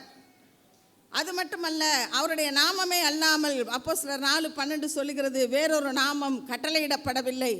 அவருடைய நாமத்தை உறுதியாய் பிடித்து கொள்ளணும். என்னுடைய வாழ்க்கையிலே நான் செய்த காரியம், அவரை உறுதியாய் நான் பிடித்து கொண்டேன். அங்கே சத்தியத்தை ஒவ்வொரு வாரமும் சொல்கிறாங்க, அதை கேட்டு கீழ்ப்படிய அந்த ஊழியங்கள் எல்லாம் ஒன்றொன்றிலும் தவறாமல் சைதாப்பேட்டை திருச்சபையில் தேவராளம்மா அப்படின்னு சொல்லி நீங்கள் கேட்டு பாருங்கள், கண்டிப்பாக சொல்லுவார்கள் என்று கிறிஸ்துவுக்குள் நான் மிகவும் விசுவாசிக்கிறேன். ஏனென்றால் சரியான நேரத்திற்கு ஆலயத்துக்கு போயிடுவோம். எல்லா ஊழியங்கள்லையும் ஞாயிற்றுக்கிழமை ஆன உடனே அந்த கடைக்கு விடுமுறை விட்டுருவேன். நல்லா அன்றைக்கி தான் வியாபாரம் நடக்கும். விடுமுறை விட்டுட்டு காலையில் ஆராதனைக்கு போவேன். அடுத்து சாயந்தரம் சுவிசேஷ ஊழியம் போவாங்க, அதுக்கு போவோம். மறுபடியும் மாலை ஆராதனை. இந்த சுவிசேஷ ஊழியத்துக்கு ஆயத்தப்பட்டுக்கிட்டு எனக்கு ஒரு பிளேஸ் கொடுப்பாங்க. என்னுடைய சாட்சியை சொல்வேன். புதிய ஏற்பாடில் ஏதாவது ஒரு அற்புதங்களையும் பார்த்து வச்சுக்கிட்டு அந்த அற்புதத்தையும் அந்த இடத்துல சொல்லுவேன். இப்படி தான் நான் உருவாக்கப்பட்டேன் எங்கள் சைதாப்பேட்டை சபையில். இப்படியாக பாருங்கள், ஆண்டவர் நமக்கு அந்த வல்லமையை கொடுப்பார். ரட்சிக்கப்படுகிறவர்களுக்கு வல்லமை, விசுவாசிக்கிறவர்களுக்கு வல்லமை. விசுவாசி பதறான். பாருங்கள், ஒரு முறை அந்த வண்டி கடை நல்லா ஓடிக்கிட்டு இருக்கு. காரில் வருவாங்க, ஆட்டோவில் வருவாங்க, பேட்சாக வருவாங்க, சாப்பிட்டு போவாங்க. 15-20 வண்டி நிற்குது, பார்க்க எப்படி இருக்கும் அவங்களுக்கு.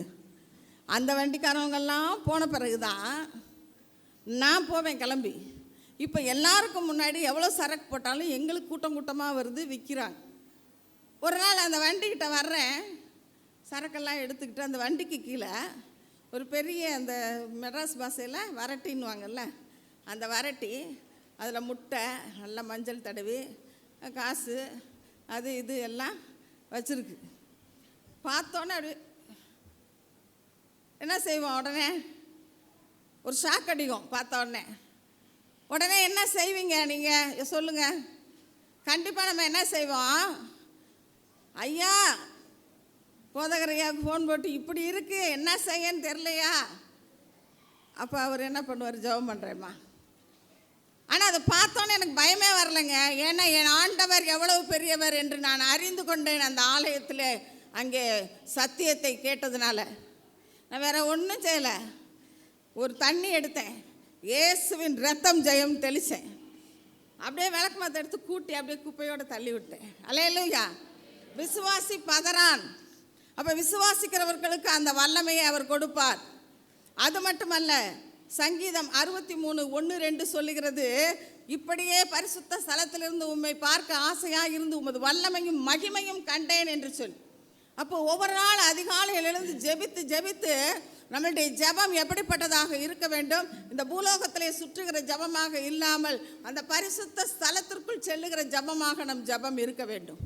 இப்படியே உம்மை பார்க்க ஆசையாக இருந்து உம்முடைய பரிசுத்த ஸ்தலத்திற்குள்ளாக சென்று உம்முடைய வல்லமையும் மகிமையும் கண்டேன் என்று தாவீது சொல்கிறான். ஒரு நாள் என் மகனோடு கூட பேசி கொண்டிருந்தேன், ஒரு சில காரியத்திற்காக, தேவைகளுக்காக.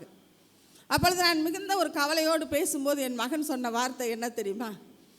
ஏம்மா புலம்பிக்கிட்டு கிடக்குறீங்க, காலையில் எழுந்திரிச்சு ஜெபம் பண்ணிங்களா, நேராக அப்பாட்ட போயிடுங்க. அங்கே அப்படியே குமிச்சு வச்சுருப்பார் என்னென்ன நம்மளுக்கு தேவையோ. போய் அப்பா எனக்கு இது வேணும், எனக்கு இது வேணும், எனக்கு இது வேணும் எடுத்துக்கிட்டு வந்துக்கிட்டே இருக்கணும்மா. அல்லேலூயா. அப்படி அவருடைய வல்லமையும் மகிமையும் காணும்படியாக நம்மளுடைய ஜெபம் இருக்க வேண்டும். அது மட்டுமல்ல, 3 காரியம். முதலாவதாக ரட்சிக்கப்படுகிறவருக்கு அந்த வல்லமை, விசுவாசிக்கிறவர்களுக்கு அந்த வல்லமை, பரிசுத்தம் உள்ளவர்களுக்கு, ஜெபிக்கிறவர்களுக்கு அந்த வல்லமையை அவர் கொடுப்பார். என்ன வல்லமையை கொடுப்பார்? ஏசாயா 58:12 எனக்கு ஊழியத்திற்கு ஆண்டவர் வாக்கு தத்தமாக கொடுத்தார். திறப்பானதை அடைக்கிறவன் என்றும், குடியிருக்கும்படி பாதைகளை திருத்துகிறவன் என்றும் நீ பெயர் பெறுவாய் என்று சொல். அப்படியாக திறப்பாக எந்தெந்த குடும்பங்களிலே ஆசீர்வாதம் திறப்பாக இருக்கிறதோ அதை அடைக்கும்படியாக, குடியிருக்கும்படியாக, பிரச்சனைகள் மாமனார் மருமகளுக்குள்ள, மாமியார் மருமகளுக்குள்ள, கணவன் மனைவிக்குள்ள பிரச்சனை இருக்கோ அங்கெல்லாம் ஜெபிக்கும்போது கர்த்தர் அங்கே ஒரு சமாதானத்தை கொடுக்க அடிமையை எடுத்து பிரயோஜனப்படுத்த ஆரம்பித்தார். முதலாவதாக அவர் கொடுத்த வல்லமை குணமாக்கும் வல்லமை. அல்லேலூயா. லூக்கா 5:17 சொல்லுது, அப்போது பிணியாளிகள் குணமடையத்தக்கதாக கர்த்தருடைய வல்லமை விளங்கியது என்று சொல்லி. இந்த பெந்தகோஸ்தே நாளை குறித்து மிக ஆழமாக ஐயா சத்தியத்தை சொன்னாங்க. இந்த பெந்தகோஸ்தே நாளிலே பரிசுத்த ஆவியானவர் வந்து இறங்கினார். அங்கே பேதுரு தைரியமாக ஒரு முடவனை குணமாக்குகிறார். இதை எப்படி குணமாக்குனார்னு எல்லாரும் ஆச்சரியமாக பார்க்குறாங்க. எங்கள் சுய சக்தியால் அல்ல, எங்கள் சுய பலத்தால் அல்ல. நீங்கள் சிலுவையில் அரைஞ்சிங்கல்ல, நீங்கள் சிலுவையில் மாதிரி அடித்து கொண்டீங்களே, அந்த இயேசு கிறிஸ்துவின் நாமத்தில் நாங்கள் இந்த அற்புதத்தை செய்கிறோன்னு கிட்டத்தட்ட 5 இடங்களிலே அவர் அறிக்கையிடுவார். அப்படியாக பேதுரு நடந்து போகும்போதே பிணியாளிகள் ரட்சிக்கக்கூடிய கிருபை, அப்படியாக பிணியாளிகளை ரட்சிக்கக்கூடிய, பிணியாளிகளை குணமாக்கக்கூடிய வல்லமை அவர் தருவார். 2017 வருடம் பெண்களுக்குள்ள அந்த வழிபாடுகளெல்லாம் நின்று 5 வருடம் ஆயிடுச்சு எனக்கு. திடீர்னு 2017 செப்டம்பரில் மீண்டும் 5 வருஷம் பொறுத்து என்ன டாக்டர்கிட்ட போனால் சரி, ஒரு சிலருக்கு இருக்கும் 1 மாதம் 2 மாதம் நிற்கவே இல்லை, போய்கிட்டே இருக்கு. அப்போ ஒரு எம்ஆர்ஐ ஸ்கேன் எடுங்க. ஒரு எம்ஆர்ஐ ஸ்கேன் எடுக்கிறோம். கர்ப்பப்பையில் ஒரு சின்ன கட்டி இருக்குது, பயாப்சி பண்ணுங்கள். பயாப்சி பண்ணியாச்சு. பயாப்சி ரிசல்ட் வருது. திருச்சியில் அப்போ நான் வந்து விஜிபி சுகஜீவ தேவாலயத்தில் நான் போதகராக பணிபுரிந்துக்கிட்டு இருக்கேன். அங்கே நேரு ஹாஸ்பிட்டலுக்குள்ளே போகிறேன். நீங்கள் மட்டும் தனியாக வந்திருக்கீங்களா, யாராவது வரலையா? நான் மட்டும் தாங்க வந்திருக்கேன், சொல்லுங்கள் சும்மா. இல்லை உங்கள் வீட்டில் இருந்து யாராவது வரணும். அப்போ ஃபோன் பண்ணி என்னுடைய மகள் அடுத்த நாள் காலையில் வந்தாங்க. நான் என் மகளுமாக உள்ளே போகிறோம். உங்கள் மகளையும் வச்சுக்கிட்டே சொல்கிறோம், உங்களுக்கு கர்ப்பப்பையில் இருக்கிற கட்டி கேன்சர், அது லெவல் 4 அப்படின்னாங்க. எனக்கு உலகமே அப்படி சுற்றிடுச்சு. என் மகன் என்ன பண்ண ட்ரை பண்ணுவோம் எடுக்கிறதுக்கு. பயாப்சி பண்ணியிருக்கோம், கட் பண்ணி பக்கத்துலலாம் ஸ்ப்ரெட்டாக இருந்தால் எடுக்க முடியாது, நேராக ட்ரீட்மெண்ட்டுக்கு போக வேண்டியதுதான். ஆனால் பார்ப்போம், ஆப்ரேஷன் பண்ணும்போது என்னன்னு பார்ப்போன்றாங்க. ஒரு தைரியத்தோடு அங்கேருந்து மருத்துவமனையிலேருந்து வெளியே வர்றேன். உலகமே சுற்றுற மாதிரி இருக்குது. என் பையனுக்கு ஃபோன் பண்ணி சொல்கிறான், 2 பேரும் எனக்கு ஃபோன் பண்ணி ஆறுதல் சொல்கிறாங்க, நாங்கள் பார்த்துக்குறோம்மா, நீங்கள் கவலைப்படாதீங்க, ஒன்றும் நீங்கள் இது பண்ணாதீங்க அப்படின்னு. போயிட்டாங்க. 5 நாள் பொறுத்து எனக்கு ஆப்ரேஷன். 2 நாள் ஒரே அழுக அழுக அழுக. 3ஆவது நாள் காலையில் விசுவாசத்தை துவக்குகிறவரும் முடிக்கிறவரும் ஆகிய இயேசு கிறிஸ்து எனக்குள்ள ஒரு விசுவாசத்தை கொடுக்குறாரு. நாங்கள் ஏன் அழணும்? பிசாசு அவன் பொய்க்கு தகப்பனாக இருக்கிறான். நான் அழுது ஆண்டவர் அதை பார்க்கணும், அதை பார்த்து நீ சந்தோஷப்படணுமா? நீ பொய்யன், எனக்கு கேன்சரே கிடையாது. என் கையை எடுத்தேங்க, என் அப்படியே வயிற்றில் வச்சேன். இந்த கர்ப்பப்பையை தூக்கி போட்டுருங்க ஆண்டவரே, எனக்கு ஒன்றுமே இல்லை, எங்கேயுமே ஸ்ப்ரெட்டாக இருக்காது. அப்படி தாங்க நாங்கள் ஜெபிக்க ஆரம்பித்தேன். வலி, பயங்கரமான வலி, இரும்பு உலக்கையால் இட்டு அப்படியே வயிற்றில் குத்துற மாதிரி வலி எடுத்துக்கிட்டே இருக்குது. படுத்து எந்திரிக்க முடியாது, சாப்பிட முடியாது. ஆனால் என் கரை மட்டும் என் வயிற்றுலே வச்சு சோத்திரம் ஆண்டவரே, இந்த கர்ப்பப்பையை நான் கர்ப்பப்பைக்கு பாதுகாத்து கொடுங்கன்னா பாதுகாத்து கொடுத்துருப்பாரு, அதை கூட எடுக்க விட்டுருக்க மாட்டார். என்னுடைய ஜபம் கர்ப்பப்பையை தூக்கி போட்டிருங்க ஆண்டவரே, எனக்கு கேன்சரே இல்லை, எனக்கு எங்கேயுமே ஸ்ப்ரெட்டாக இருக்காதுன்னு கேட்டுக்கிட்டே இருக்கேன். அங்கே ஆப்ரேஷன் தேட்டருக்குள்ளே கொண்டு போகிறாங்க. சிரிச்சுக்கிட்டே தான் போனேன். ஆப்ரேஷன் பண்ணுறாங்க. டாக்டர் சொல்கிறாங்களா, கர்த்தருடைய கிருபை, எங்கேயுமே ஸ்ப்ரெட் ஆகலை, கர்ப்பப்பை மட்டும் எடுத்து போட்டோம். அல்லேலூயா. குணமாக்கும் வல்லமை. முதல்ல நம்ம சோம்பேறியாக இருக்க மாட்டோம், நம்ம ஆக்டிவாக இருப்போம். நம்மளுக்கு அந்த வல்லமையை கொடுப்பாரு. நம்மளுடைய ஜபத்தின் மூலம் அநேகருக்கு அந்த வல்லமையை கொடுப்பார். அடுத்தபடியாக பிசாசுகளை துரத்தும் வல்லைகளை கொடுப்பார். பலவானை முந்தி கட்டினாலொழிய பலவானுடைய பொருளை ஒருவனும் கொள்ளையாட முடியாது என்று சொல்லி விஜிபி சுகஜீவ தேவ சபையில் இணைந்து 13 வருடங்கள் ஊழியம் செய்தேன். திருவண்ணாமலை, திருச்சி, கள்ளிக்குளம் என்று சொல்லி அவர்களுடைய ஆலயத்திலே நான் போதகராக இருந்து பணியாற்றினேன். ஒரு முறை அவர்களுடைய வீட்டிற்குள்ளாக நுழையிற ரட்சிக்கப்பட்டு ஒரு 2 வருடம் கழித்து அவர்களுடைய வீட்டிற்குள்ளே போய் வியாழக்கிழமை நடக்கிற ஜபத்தில் கலந்து வந்துக்கிட்டு இருந்தேன் ஆரம்ப காலம். அப்போ அந்த வியாழக்கிழமை ஈசிஐயில் எதுவும் இல்லை, அதனால தான் போனேன். அதுவும் அவங்க எங்கள் சபையில் வந்து ஒரு நாள் வெள்ளிக்கிழமை தேவை செய்தி கொடுத்தாங்க. அப்போ வியாழக்கிழமை காலையில் எங்கள் வீட்டில் ஒரு கூட்டம் இருக்கும் வாங்கன்னொன்னே எனக்கு ரொம்ப ஆர்வமாக இருந்தது. நம்ம ஆலயத்தில் அந்த வியாழக்கிழமை காலையில் ஒன்றும் இல்லை அப்படின்ட்டு அன்னைக்கு நான் போக ஆரம்பித்தேன். அப்போது ஒரு நாள் நான் போகிறேன், பைபிளை மட்டும் இப்படி கையில் எடுத்துக்கிட்டு அவங்க வீட்டுக்குள்ளே, அங்கே சைதாப்பேட்டையில் ஒரு பெரிய வீடு, உள்ளே இப்படி போகிறேன். பெரிய ஹால், இவ்வளோ பெரிய ஹால், அதில் அப்படியே கூட்டமாக இருக்கிறாங்க. ஒரு பிள்ளை அந்த கூட்டத்துக்குள்ளே அப்படியே சர்ப்பம் மாதிரி ஆடிக்கிட்டே இருக்குது. அந்த முடி அப்படியே நீளமாக விரித்து தொங்குது. அந்த முடியை இப்படி கையில் இப்படி சுற்றி வச்சுருக்கு. யாராவது போய் இந்த பிள்ளையை தூக்க போனால் அந்த முடியை வச்சு இப்படின்னு நான் வச்சேன்னா ஓ மேலே வந்துடுவேன்னு சொல்லுது. யாராவது கிட்ட போவாங்களா? அப்படியே சர்ப்பம் மாதிரி ஆடிக்கிட்டே இருக்குது. அந்த பிள்ளைக்கு வந்து 2 குழந்தைங்க இருக்குது. கிட்டத்தட்ட ஒரு 30 வயசு பெண்ணாக இருக்குது, ஒரு 28-30 வயசு பெண் ஆடுது. எனக்கு பேயினாலே பயம், இருட்டில் உள்ளே போகணுன்னாலே பயப்படுவேன் வீட்டுக்குள்ளே. நான் பைபிள் அப்படியே கெட்டியாக வச்சுக்கிட்டேன். ஆரம்ப காலம் 2005-4 ரட்சிக்கப்பட்டிருக்கேன். இயேசுவின் ரத்தம் ஜெயம், இயேசுவின் ரத்தம் ஜெயம், இந்த பேய் என்கிட்ட வந்துடக்கூடாது ஆண்டவரே, இந்த பேய் என்கிட்ட வந்துடக்கூடாது ஆண்டவரே, நான் ஜெபம் பண்ணிக்கிட்டு இருக்கேன். ஆனால் அதுக்கு முன்னாடி ஒரு சிஎஸ்ஐ சர்ச்சில் போய் சாட்சி சொல்ல போனேன். ஒரு வயதானவர் என்கிட்ட வந்து ஜெபம் பண்ணி அவருடைய கஷ்டத்தெல்லாம் சொல்கிறாரு. ஐயோ, இவர் இவ்வளோ பெரிய ஆள் என்கிட்ட வந்து அவர் கஷ்டத்தை சொல்கிறாரு, என்கிட்ட ஒரு வல்லமை இல்லை, வரமும் இல்லை. நான் என்னத்தை நான் இது பண்ணேன், ஆண்டவரே எனக்கு ஏதாவது வல்லமை வேணும், வர வேணும்னு அப்போ இருந்து ஜெபம் வேறு பண்ணிகிட்ருக்கேன். இது மாதிரி எத்தனையோ பேர் சாட்சியை கேட்டு வந்து என்கிட்ட ஜெபம் பண்ணுங்கன்றாங்க. நான் ஜெபம் பண்ணால் அவங்களுக்கு ஒரு அற்புதம் நடக்கணும் ஆண்டவரே, அதுவும் கேட்டுக்கிட்டு இருக்கேன். இங்கே போய் நின்றுக்கிட்டு பயந்துக்கிட்டு நிற்கிறேன். ஆண்டவர் சொல்கிறார், நீ போய் ஜெபின்றார். ஐயோ, என்னை ஜெபிக்க சொல்கிறீங்களா, நான் போய் ஜெபிக்கவா அப்படின்னு. அப்போ அண்ணியும் அந்த சந்தோஷ் அண்ணாச்சி பொண்ணும் அப்படி இறங்கி வர்றாங்க. அந்த சந்தோஷ் அண்ணாச்சி பொண்ணு லதான்றவங்க வந்து ஏஜி சபைக்கு ஃபோன் பண்ணுறாங்க. அங்கே ஏஜி சபையில் என்ன சொல்கிறாங்க, இங்கே எல்லாம் ஒரு கல்யாணம், பாஸ்டர்லாம் வெளியே போயிருக்காங்க, நீங்கள் உடனே ஒரு ஆட்டோவில் அந்த அம்மாவை தூக்கி போட்டு இங்கே கூட்டு வாங்க அப்படின்னு சொல்கிறாங்களாம். ஆட்டோவில் யார் இந்த அம்மாவை கூப்பிட்டு போகன்றாங்க. அண்ணி சொல்கிறாங்க, விஜிபி செல்வராஜ் அண்ணாச்சியோட மனைவி இதோ தேவராஜ் சிஸ்டர் இருக்காங்கல்ல, அவங்க கூப்பிட்டு போவாங்கன்றாங்க.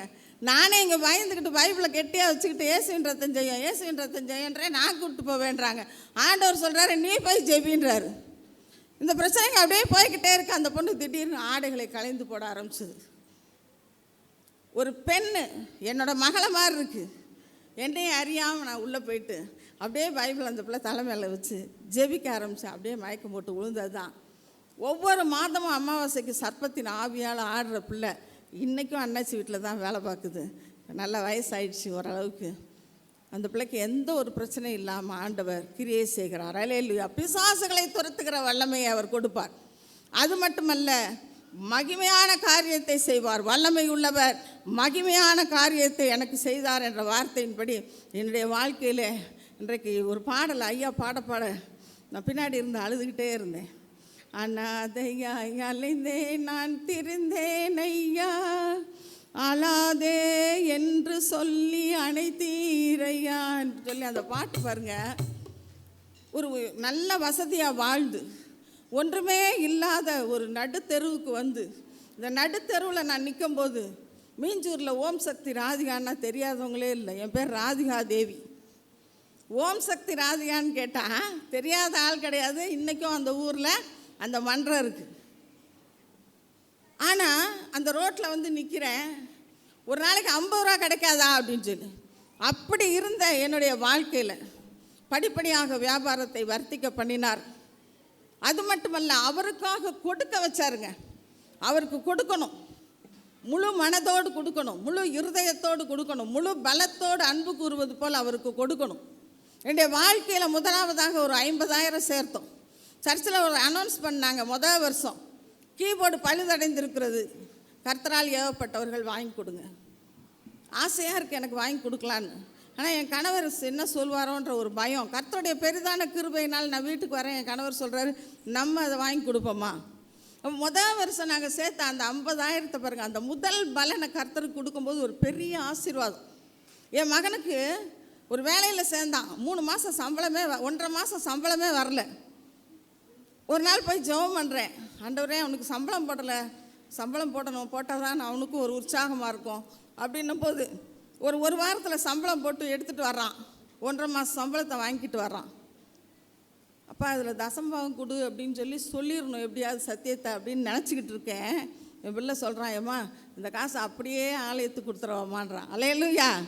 இப்படி பிள்ளைகளை சத்தியத்திற்குள்ளாக வளர்க்க கர்த்தர் கிருபை செய்தார். அல்லேலூயா. அப்போ முதலாவதாக நாங்கள் சேர்த்த அந்த காசில் அதை வாங்கி வச்சோம். ஆலயத்தில் எந்த ஒரு ஃபங்க்ஷன்னாலும் 75 கிலோ அரிசி மூட்டை, ஆண்கள் ஐக்கியம், பெண்கள் ஐக்கியம், வாலிபர் ஐக்கியத்துக்கு உணவுக்காக அரிசி மூட்டைகளை கொண்டு போவோம். அதே மாதிரி தசம பாகத்தை சரியாக செலுத்த கர்த்தர் கிருபை செய்தார். ஒரு நாளைக்கு 50 ரூபா லாபம் வரும், 5 ரூபா எடுத்து வைப்பேன். அந்த ஞாயிற்றுக்கிழமை ஒவ்வொரு வாரம் நீங்கள் செலுத்திடுங்க அப்படின்னு சொல்லுவார் ஐயா. ஏன்னா நீங்கள் வந்து 1ஆம் தேதி சம்பளம் கிடையாதுமா, அதனால் நீங்கள் வாரம் நீங்கள் தசம்பாகம் வச்சுருங்க, அதை செலுத்துங்க, அதுக்கப்புறம் மற்ற காணிக்கைகளை பார்க்கலாம் அப்படின்னு சொல்லி கொடுத்ததுனால 30 ரூபாய் எடுத்து இப்படி வைக்கும்போது ஒரு கல்யாணத்துக்கு போனால் கூட 50 ரூபா கொடுப்போமே, 30 ரூபாய் ஆண்டவர் கொடுக்குறதுன்னு சொல்லிட்டு முதல் வாரம் 50 ரூபா வச்சேன். அடுத்த வாரமே 100 ரூபாய், 200, 500, 5000 அதற்கு மேலே என்று சொல்லி வாரம் தசம்பாகங்களை வைக்க கர்த்தர் கிருபை செய்தார். அல்லேலூயா. இதெல்லாம் வாழ்க்கையில் நான் ருசிச்சிருக்கேங்க. அவருக்கு கொடுத்து கெட்டு போனவங்க ஒருத்தரையுமே கிடையாது. எந்த ஒரு விசேஷனாலும் சரி, கர்த்தருடைய ஆலயத்தில் போய் அங்கே நல்ல கொடுக்க, ஊழியக்காரர்களை கனப்படுத்த, ஊழியக்காரர்களையும் நம்ம கனப்படுத்தணும். அப்படி கனப்படுத்தும் போது கர்த்தர் நிச்சயமாக நம்மளையும் ஆசீர்வதிப்பார். இப்படி அநேக காரியங்கள் மூலமாக கர்த்தருடைய நாமத்தை மகிமைப்படுத்த அவர் உதவி செய்தார். அப்போது நிச்சயமாக எனக்கு என் வாழ்க்கையில் என்னை உயர்த்தின ஆண்டவர், என்னை மேன்மைப்படுத்தின ஆண்டவர், அதே ஆண்டவர் தான் நீங்களும் ஆராதிக்கிறீங்க. உங்களையும் உயர்த்துவார், உங்களையும் மேன்மைப்படுத்துவார். நீங்கள் செய்ய வேண்டியது என்ன? ஆண்டவரை அதிகாலையில் தேடுங்க, வேதாகமத்தை எடுத்து வாசிங்க, இந்த வேத புத்தகத்தை எடுத்து வாசிங்க. அது மட்டுமல்ல, சரியான நேரத்திற்கு ஆலயத்துக்கு வரணும். ஒவ்வொரு வாரமும் நம்ம அந்த ஒவ்வொரு மாதமும் நம்மளுடைய தசம பாகத்தை வஞ்சிக்காதபடிக்கு முழுமையாக அவரிடத்தில் கொண்டு வந்து செலுத்தணும். நாம் அறிந்த அந்த இயேசு நம்மளை வாழ வைத்த ஆண்டவர், நமக்கு வாழ்வு கொடுத்த ஆண்டவரை ஒரு நாளைக்கு ஒரு தடவையாவது யாரிடத்திலாவது இயேசு நல்லவர் என்று சொல்லணும். இப்படி நம்ம சொல்லும்போது நிச்சயமாக நம்மளை ஆண்டவர் உயர்த்துவார். கர்த்தருடைய பெரிதான கிருபையினால் நான் ரட்சிக்கப்பட்டு இன்றைக்கு என் 2 பிள்ளைகளும் நல்ல ஒரு ஆசீர்வாதமாக இருக்கிறாங்க. என்னுடைய மகனுடைய திருமணத்தை ஒரு ராஜாதி ராஜாவின் வீட்டு திருமணமாய் கர்த்தர் நடத்தி கொடுத்தார். மீண்டும் ஒரு சந்தர்ப்பத்தில் மகனுடைய திருமண காரியத்தை பகிர்ந்து கொள்ள கர்த்தர் கிருபை செய்வார். தொடர்ந்து நாம் கண்களை மூடுவோம், பரிசுத்தமான தேவனை நோக்கி பார்ப்போம். நல்ல பிதாவே, இந்த நாளிலும் அடிமையின் வாழ்க்கையிலே செய்த மகத்துவமான காரியங்களை சாட்சியாய் பகிர்ந்து கொள்ள நீர் கொடுத்த நல்ல கிருபைகளுக்காக நன்றி. தகப்பனே, உண்மை உள்ளவன் பரிபூர்ண ஆசீர்வாதத்தை பெற்றுக்கொள்வான். கொடுங்கள், உங்களுக்கு கொடுக்கப்படும். எப்படி நீர் கொடுப்பீரையா? அவைக்கு குளிக்கு மடியிலே சரிந்து விழத்தக்க கொடுக்கிற ஆண்டவர் நீர் தகப்பனே. அப்படியாக அடிமைக்கு செய்தீர், செய்து கொண்டு இருக்கிறீர், இன்னும் செய்ய நீர் போதுமானவராய் இருக்கிறீர், விசுவாசிக்கிறோம். அப்படியாக வந்திருக்கிற ஒவ்வொருடைய வாழ்க்கையிலும் மெய் சாட்சி சொல்லுகிறவன் உயிர்களை ரட்சிக்கிறான் என்று வேதம் சொல்லுகிறது. இந்த சாட்சியின் மூலம் ஒவ்வொருவரும் தொடப்படட்டும். ஜீவனுள்ள தேவனை அறிந்தவர்கள் இன்னும் பக்தி வைராக்கியமாக உம்மை அறிந்து கொள்ள, உமக்காக ஓட உழைக்க, தசம் பாகங்கள் வஞ்சிக்காதபடி உம்முடைய ஆலயத்திற்கு வர, அது மட்டுமல்ல உதாரத்துவமான காணிக்கைகள், மன மகிழ்ச்சியான காணிக்கைகளினாலே ஒரு ஆலயத்தை ஜார்ஜியன் மாநிலத்திலே கட்டி கொடுக்க அடிமைக்கு கிருபை செய்தீர். அப்படியாக தகப்பனே, இன்னும் கூட ஒரு ஆலயம் கட்டி கொடுக்கும்படியாக பணத்தை சேர்த்து கொண்டிருக்கிறோம். கர்த்தருக்கு சித்தமானால் இந்த மதுரவாயல் ஆலயத்தின் மூலமாக அந்த ஆலயம் கட்டி கொடுக்க எங்களுக்கும் நீங்கள் கிருபை செய்யுங்கப்பா. இப்படியாக அநேகருக்கு கிருபை செய்து உங்களுடைய நாமத்தை நீர் மகிமைப்படுத்த வேண்டும் என்று செபிக்கிறோம். வந்த ஒவ்வொருவரையும் ஆசீர்வதிங்க. அருமையான மேய்ப்பருக்காக நாங்கள் நன்றி செலுத்துகிறோம். எங்கள் ஒவ்வொருவருடைய இருதயத்துக்கு ஏற்ற மேய்ப்பரை கொடுத்திருக்கிறீர். அவர்கள் மூலமாக உங்களுடைய நாமம் மகிமைப்படட்டும். அவர்களையும் அம்மாவையும் பிள்ளையும் ஆசீர்வதிங்க. எல்லா தேவைகளையும் சந்திங்க. உங்களுடைய நாமத்திற்கு மகிமையாக எடுத்து பயன்படுத்துங்க. துதி கன மகிமை உமக்கே செலுத்துகிறோம், இயேசுவின் மூலம் பிதாவே. ஆமென். அல்லேலூயா. அல்லேலூயா.